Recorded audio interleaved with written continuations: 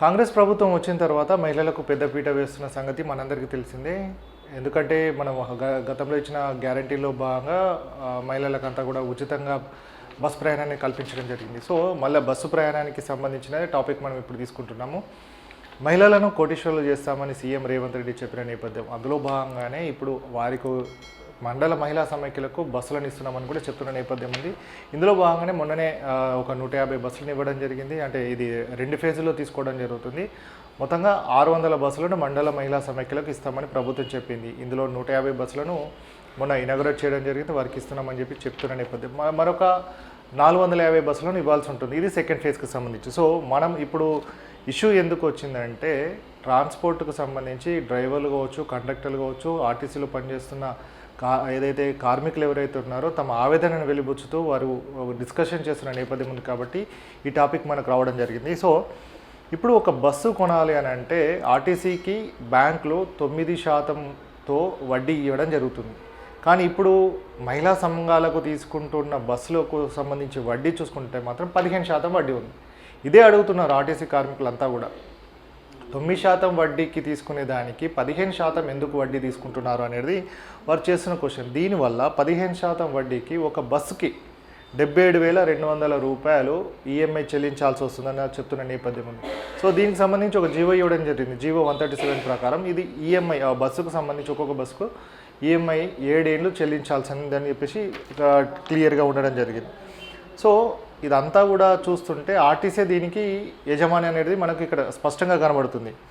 అలాంటప్పుడు మహిళా సంఘాలే యజమానులు అనేది ఎందుకు చెప్తున్నారు అనేది ప్రభుత్వాన్ని ప్రశ్నిస్తున్నారు ఆర్టీసీ కార్మికులు వీళ్ళంతా కూడా.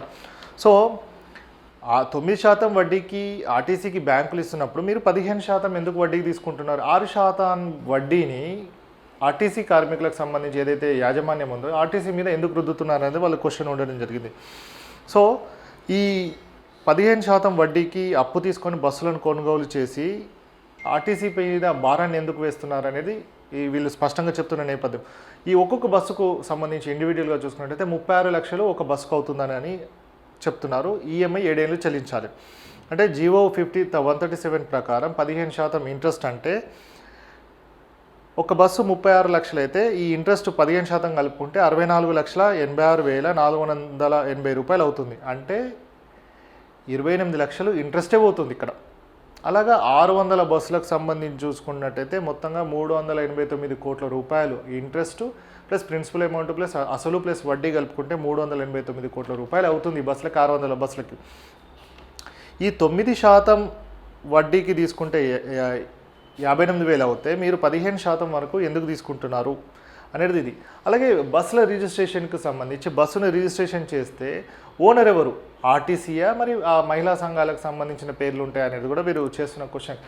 సో ఆర్టీసీ కార్మికులు అనేది మనము ఎక్కడ ప్రైవేట్లో హైర్ బస్సెస్ ఉంటాయి, దానికి సంబంధించి బస్సును తీసుకోవాలంటే దానికి చాసీస్ కొనుక్కోవాల్సి ఉంటుంది, బస్ బాడీ ఫిట్టింగ్ చేసుకోవాల్సి ఉంటుంది, ఇదంతా సమస్య ఇదంతా ఉంటుంది. కానీ జీవో 137 ఇవ్వగానే బస్సులు ఎట్లా వచ్చినాయి, బస్ బాడీ ఎట్లా వచ్చింది, మొత్తంగా వచ్చింది, బస్సులు మహిళలకు ఎట్లా ఇచ్చారు అనేది కూడా ఆర్టీసీ కార్మికులు అడుగుతున్న క్వశ్చన్.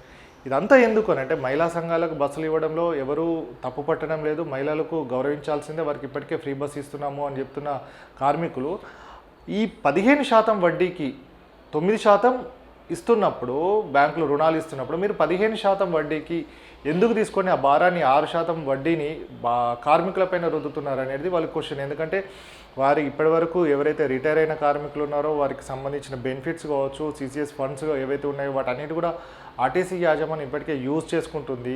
ఇట్లాంటి సందర్భంలో మూలిగేనకపై తాటిపండు పడ్డట్టు మళ్ళా మా పైన ఇంకా ఈ 6% వడ్డీని రుద్దడం ఎందుకు అని చెప్పేసి వారు చెప్తున్న నేపథ్యం ఉంది. కాబట్టి ఎవరి ప్రయోజనం ఉంది? ఈ 9% వడ్డీకి తీసుకుంటే అయిపోయేది కదా, 15% తీసుకొని మహిళల దగ్గర మీరే యజమానులని చెప్పి ఎవరిని ప్రలోభ పెడుతున్నారనేది కూడా ఆర్టీసీ కార్మికులు తమ గ్రూపులలో కూడా ఆవేదన చెప్తూ ఈ అంతా డిస్కషన్ అంతా కూడా అవుతుంది అక్కడ.